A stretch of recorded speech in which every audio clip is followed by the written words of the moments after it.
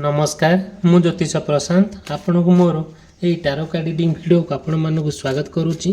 चलतु आज देखा यही टारो कार्ड रीडिंग वीडियो रे आपण पार्टनर आपण प्रति कौन लव करेंट फिलिंग्स अच्छी मन रे आपण प्रति कौन चली सी कौन चाहूँगी तांकर उद्देश्य कौन जदिओ भी मन रे किसी भूल कथा आपण प्रति चली तार समाधान बाट कौन हो पार मु पूरा डिटेल और विस्तीर्ण भाव में कहबी।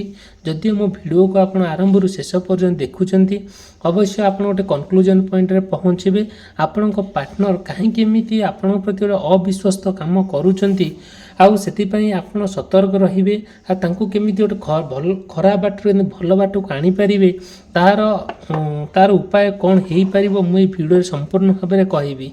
जदि मो भिडियोटी आपको भल लगे मो भिडियो को लाइक करने चैनल को सब्सक्राइब करने के भी भूलिए ना। आउ जहाँ भी आपंकर मन में प्रश्न आसूँ मत आप कंटाक्ट करें मोर कंटाक्ट नंबर देती स्क्रीन रे चलती डिस्क्रिप्शन बॉक्स अच्छी मु कम्प्लीटली भाव में मोर पर्सनल रीडिंग मध्यम आपन को हेल्प करी। ठीक अच्छे चलतु आम से भगवान आशीर्वाद आम प्रति जहाँ अच्छी ईश्वर कृपा आम प्रति जहाँ अच्छी जगन्नाथ आशीर्वाद आम प्रति जहाँ अच्छी आम से को आधार करी कार्ड रे जहाँ बाहरुची ताहा मु कहिबी आउ जहाँ भगवान निर्देश जहाँ एंजेल्स मानकर ब्लेसिंग अच्छी मुझे ता कहि किसी मन गढ़ा कहानी नुहे। जदि भी किसी मन में प्रश्न अच्छी कि मन में डाउट अच्छी कि आपण पार्टनर सहित आप गोटे सारा जीवन गोटे हस खुशी रही गोटे सुंदर जीवन यापन अतिबाहित करने आपण चाहूँगी ये सब कम करने ताहले मते कंटाक्ट करेंगे मु तार संपूर्ण भाव में आपको हेल्प करी मोर पर्सनल रीडिंग मध्यम। ठीक अच्छे चलतु देखा आम प्रत्येक कार्ड गोटे गोटे कार्ड आम बाहर करवा कार्ड रे जहाँ ही बाहर ता ही कह कि मन गड़ा कहानी नुहे।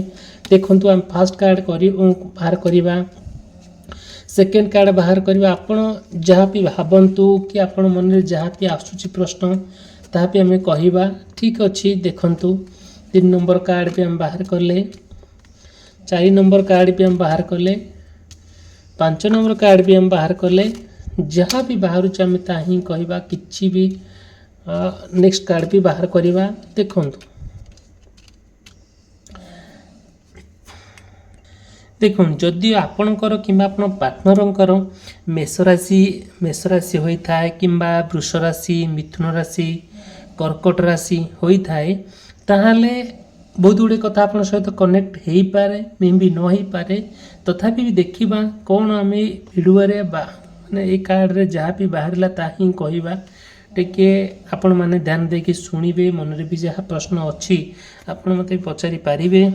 ठीक अच्छे देखु आपण पार्टनर प्रति आपण जी विश्वस्त होकि अच्छा जी आपण जी आप फेथफुल होती आउ आपण मैंने रियलाइज करूँगी आपण पार्टनर को ना केबे कौन छाड़ी दे नाहंती आपण ठीक बाटर अच्छा राइट पाथ रे अच्छा आपण परफेक्ट बाटर अच्छा जोटा कि आपण पार्टनर ना आपण को बुझी पारु नाहंती जो दिन से बुझीबे से दिन सब किछि माने नेड़ी पूरा कोहुनी की बहीगला भया तांको लागिबो जेमति कि से किछि डिसाइड करि परिबे नहीं जिते बेले डिसाइड करि परिबे नहीं कौन से करूचंदी बहुत गुड़े कथारे तांको कथारे कनक्लूजन आपन को मिलिबो नहीं बहुत गुड़े कथारे आपण ना तांको कथा मैच खाइबो नहीं जोटा कि धीरे धीरे आपण तांको भीतर संपर्क भीतर तिक्तता सृष्टि हबो सेति ना आपण बहुत चिंतामग्न अछंती आउ हेले कौन हम जी भी आप चाहूँगी सहित समय काटापी काटि पारु नाहंती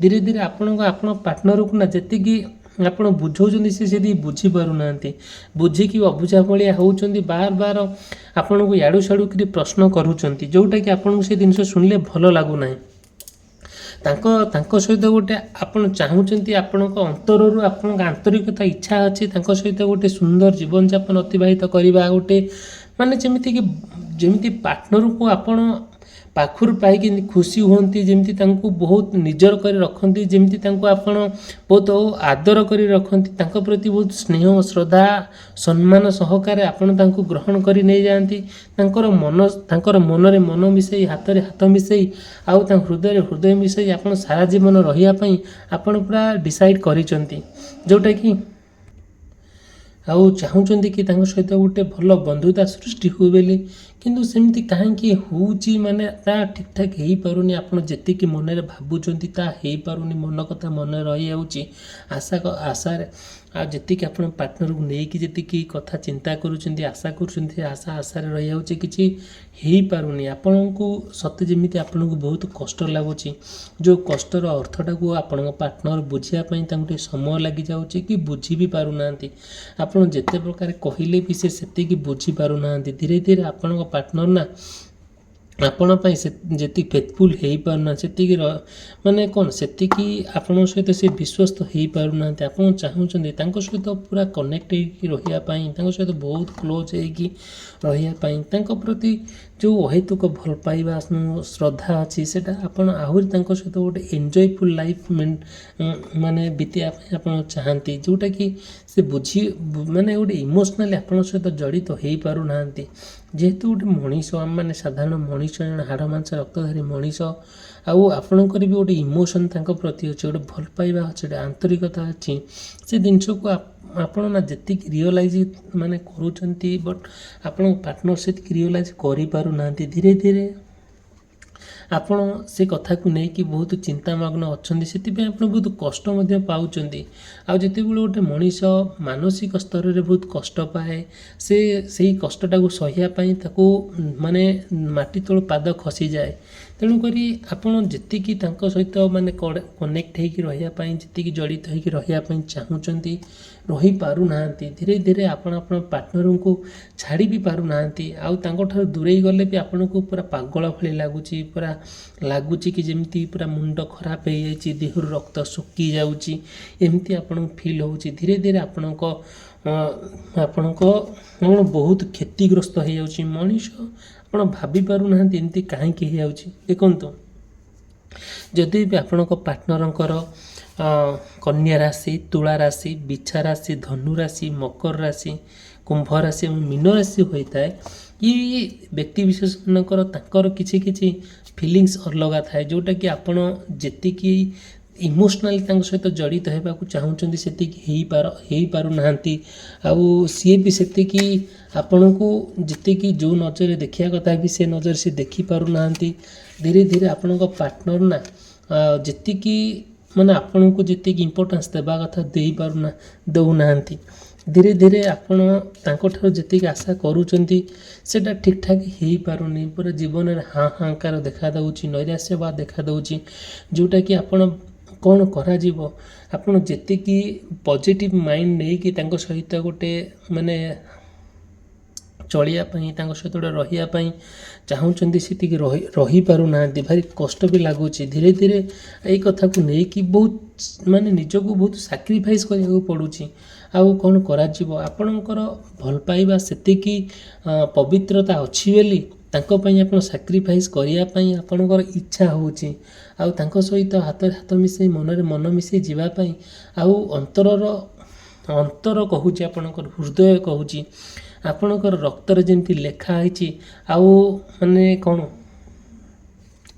ଯେମିତି ସେ ଆପଣଙ୍କର ସାରା ଜୀବନ ଆପଣ ସାଙ୍ଗରେ ରହିବା ପାଇଁ। ଠିକ୍ ଅଛି, ଯାହା ହେଇଛି ହେଇଯାଉଛି। ତେଣୁକରି ଆପଣ ଚାହୁଁଛନ୍ତି ଆପଣଙ୍କ ଲାଇଫ୍ରେ ନା କେହି ଏଣ୍ଟ୍ରି ନ କରନ୍ତୁ, ଆଉ ଆପଣଙ୍କ ପାର୍ଟନର ବି ନା। ଯେତେବେଳେ ଆପଣ ଏମିତି ଭାବୁଛନ୍ତି, ଆପଣ ଏତେ ଇମୋସନାଲି ତାଙ୍କୁ ଭଲ ପାଇ ବସିଛନ୍ତି, ଆଉ ଛାଡ଼ିବା ଉଦ୍ଦେଶ୍ୟ ହିଁ ଆପଣଙ୍କର ନାହିଁ, କିନ୍ତୁ ବଟ୍ ପାର୍ଟନର ନା କ'ଣ କରୁଛନ୍ତି ଜାଣିଛନ୍ତି ନା, ଧୀରେ ଧୀରେ ଆପଣଙ୍କ ଠାରୁ ଦୂରେଇ ଯାଇ, ଆପଣଙ୍କୁ ହାରାସ କରି, ଆପଣଙ୍କ ସହିତ ଗୋଟେ ବିଶ୍ୱାସଘାତକତା କରି, ଆଉ ଯେତେବେଳେ ସେ ଦୂରେଇ ଯାଉଛନ୍ତି, ଗୋଟେ ଭଲ ଲାଗୁନାହିଁ। ଧୀରେ ଧୀରେ ଆପଣଙ୍କୁ କ'ଣ କରିବାକୁ ପଡ଼ୁଛି ନା, ବହୁତ ମାନେ କଷ୍ଟରେ ତାଙ୍କୁ ମ୍ୟାନେଜ୍ କରିବାକୁ ପଡ଼ୁଛି। ଆପଣ ତାଙ୍କୁ ଯେତିକି ଗୋଟେ ବହୁତ ଅନ୍ଧ ଭଳି ବିଶ୍ୱାସ କରନ୍ତି, ବହୁତ ମାନେ ଯେଉଁ ବିଶ୍ୱାସଠାରୁ ଗୋଟେ ବଡ଼ ଜିନିଷ କିଛି ବି ନାହିଁ।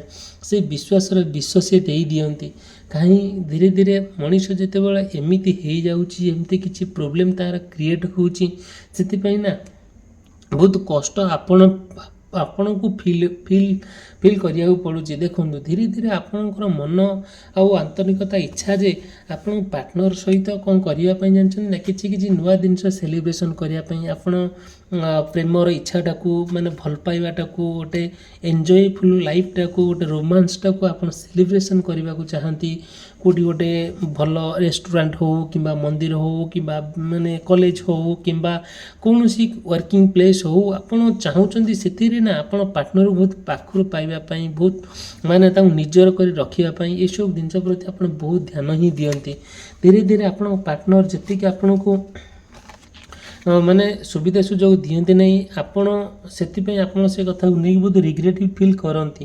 ଧୀରେ ଧୀରେ ବହୁତ ଗୁଡ଼ିଏ ଅପରଚୁନିଟି ଆପଣଙ୍କ ପାଖକୁ ଆସିଥିଲା, ଆପଣଙ୍କ ପାର୍ଟନର ଆପଣଙ୍କୁ ଅଫର୍ ବି କରିଥିଲେ। ସେତେବେଳେ ନା ଆପଣ ହୃଦୟରୁ ଭଲ ପାଇ ବସିଥିଲେ, ଯେଉଁଟାକି ଚାହୁଁଥିଲେ କି ତାଙ୍କ ସହିତ ଏମିତି କିଛି ଅପବିତ୍ର କାମ ମୁଁ କରିବି ନାହିଁ ଯେଉଁଟାକି ଭବିଷ୍ୟତରେ ଆମର କିଛି ପ୍ରୋବ୍ଲେମରେ କ୍ରିଏଟ୍ ହେବ। ସେଥିପାଇଁ ଆପଣ ନା ଚିନ୍ତା ବି କରିପାରୁନଥିଲେ କ'ଣ କରିଲେ ଠିକ୍ ହେଇପାରିବ, କ'ଣ ନ କଲେ କ'ଣ କରିବା ଦ୍ୱାରା ଏ ଲୋକ ନିଜର ହେଇକି ରହିବ। ସେଥିପାଇଁ ନା କିଛି ଆପଣ ନା ବହୁତ ଇଚ୍ଛାପୂର୍ଣ୍ଣ ଭାବରେ ଚିନ୍ତା କରୁଥିଲେ, ଯେଉଁଟାକି ଆପଣ କିଛି ଚଏସ୍ ବି କରୁଥିଲେ କେଉଁଟା ଠିକ୍ କେଉଁଟା ଭୁଲ।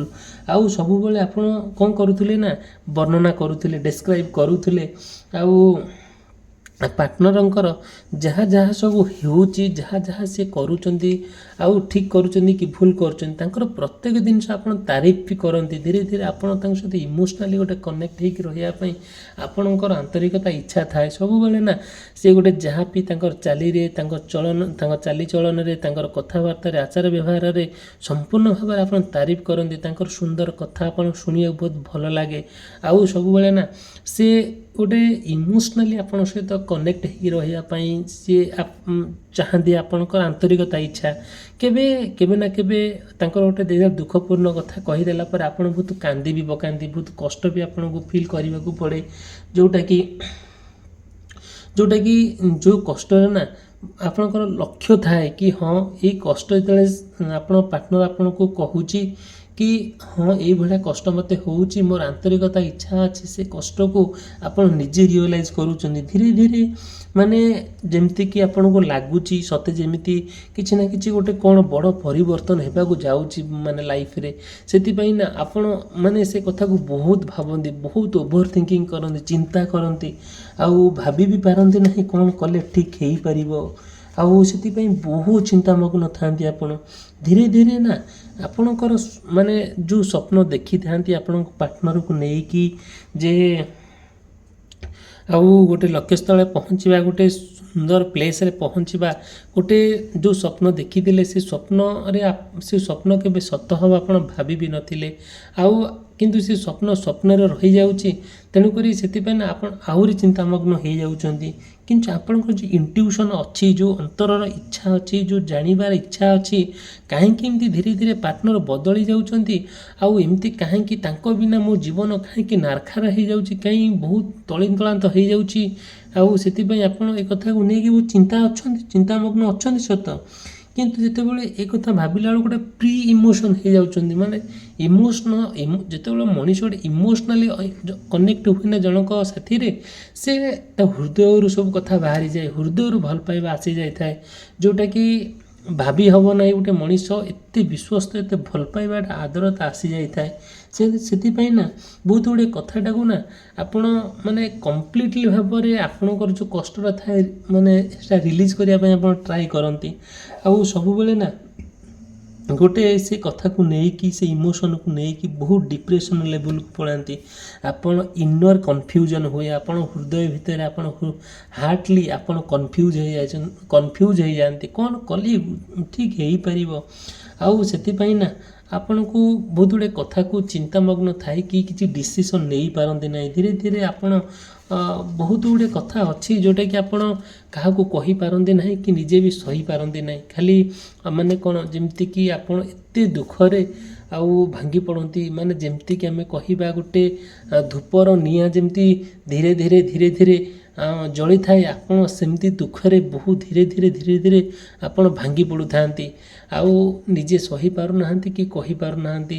ଆଉ ଆପଣଙ୍କ ପାର୍ଟନର କାହିଁକି ଏମିତି କରୁଛନ୍ତି, ସେଥିପାଇଁ ଆପଣ ଏତେ ଦୁଃଖିତ, ଏତେ ଚିନ୍ତାମଗ୍ନ, ସତେ ଯେମିତି ଗୋଟିଏ କ'ଣ କହିବା ଗୋଟେ ଅଭିଶପ୍ତ ଜୀବନ, ଯେମିତି ଅଭିଶପ୍ତ ଜୀବନ ନେଇକି ଧରାପୃଷ୍ଠ ଦୁନିଆରେ ଆପଣ ଜନ୍ମ ନେଇଛନ୍ତି।